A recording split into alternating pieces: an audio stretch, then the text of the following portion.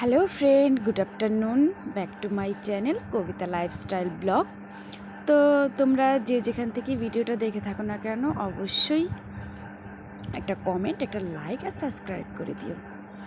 তো দেখো আমার হাজব্যান্ড কি করছে, এই যে পাতাবাহারি গাছ বলি এগুলা আমরা এই গাছগুলো কেটে দিচ্ছে।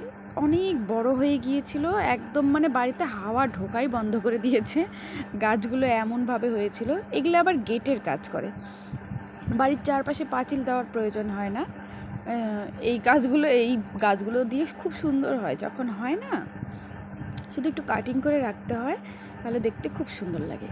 তো আমার হাজব্যান্ড গাছগুলো কাটছিল, আমার মেয়েকে আমি ঘুম পাড়িয়ে তারপরে আসলাম একটু দেখার জন্য, ভিডিও করার জন্য। তো আমার হাজব্যান্ড বলছে কি পাতাগুলো একটু ফেলে দাও না গো।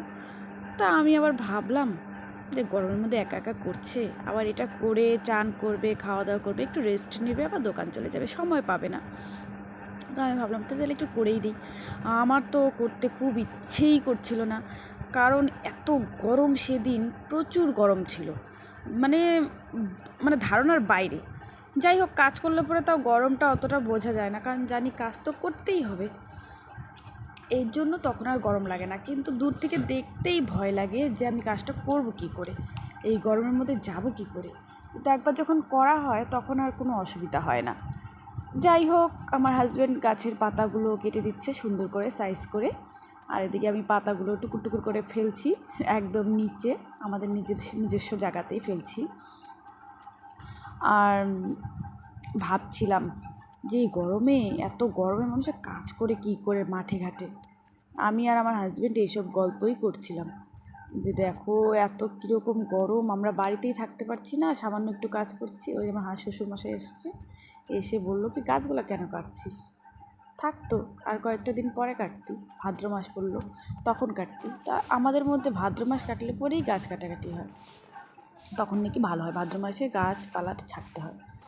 এদিকে দেখো, ওই প্রথমেই দেখিয়েছি চাল দিয়েছিলাম রোদ্রে শুকোতে, তাই আমি একবারে চালগুলো উঠিয়ে নিচ্ছি। আমার হাজব্যান্ড খাওয়া দাওয়া করে ফ্রেশ ট্রেশ হয়ে একটু রেস্ট নিতে সময় পাইনি এত কাজ করার পরে, তো চলে গেল দোকানে। তা আমি আবার চালগুলো ওদিকে ভরে নিচ্ছি। আমার শাশুড়ি মা দিকে উঠোন ঝাঁট দিয়েছে, আমি আবার উঠোন ঝাঁট দিই না, আগে দিতাম। সিজার হওয়ার পর থেকে আমি এখনও অবধি মানে কি একদিন হয়তো ঝাঁট দিয়েছিলাম, একদিন দিয়েছিলাম সিজার হওয়ার পরে। তাই আমার মেয়ের দেখো 2 বছর হতে চলেছে, হয়নি এখনও, হবে এই যে কিছুদিন পরে সেপ্টেম্বরে। তো 2 বছর হয়ে গেল আমি উঠোন ঝাঁট দিই না এখন। আমার মেয়ে পেটে আসার পর থেকেই আমি উঠোন ঝাঁট দেবো। আর আমাদের বাড়ির উঠোনটা এত বড়, বিশ্বাস করবে না, মানে আমাদের এখান থেকে শুরু করে একদম মন্দিরের সামনেটা, রাস্তাটা অনেকটা বড়। উঠোনটা যদি ঝাঁট দিতে যাই না, আমার পেটের মধ্যে চাপ পড়ে, একদম মানে দাঁড়াতে পারি না সোজা হয়ে। এর জন্য ঝাঁট দিই না। দিব, ভবিষ্যতে দিব, যখন আমার মেয়ে একটু বড় হবে, সব কাজ করতে দিতে পারবে, তখন দিব। এখন দেখুন আমার মেয়ে কী করছে, পেছনে তাকিয়ে দেখো না কীরকম দুষ্টুমি করে, আর মায়েরও খায় সারাদিন ভরে। কী করবো, আমারই হাসি পাচ্ছে এখন, কিন্তু তখন তো প্রচুর রাগ হচ্ছে। এদিকে বিভৎস গরম, কেন ফ্যানের নিচে যে বসে থাকো, খেলা সেটা করবে না, যেইখানে আমি যাব সেখানেই ঘুটুর ঘুটুর করতে থাকবে। আর দেখো চালের মধ্যে ব্রাশটা ফেলে দিয়েছে ওর। কি বলবো, সব সময় তুরতুর করে।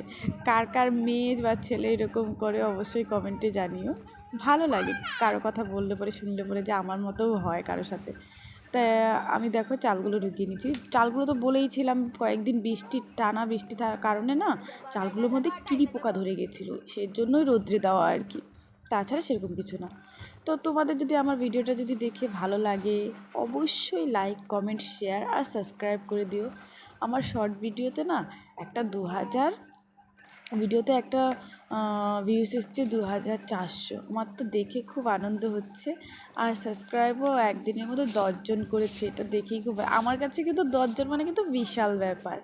যেখানে 2-3 দিন পরে 1-2টো সাবস্ক্রাইবার পায়, ওরা একদিন মানে 6 ঘন্টা কি 12 ঘন্টার মধ্যেই আমি 10 জন সাবস্ক্রাইবার পেয়েছি, খুব ভালো লাগছে আমার তাই আজকে। তো দেখো আমার মেয়ে ক্যামেরার সামনে এসে বসে গেছে, একটু কি আর কাটিনি তোমাদেরকে দেখানোর জন্য। খুব খারাপ অবস্থা জানো তো, আমি ভিডিও করলে পরেই খুব ডিস্টার্ব করে। যাই হোক, দেখা হচ্ছে পরের ভিডিওতে, তোমরা সবাই ভালো থেকো, সুস্থ থাকো।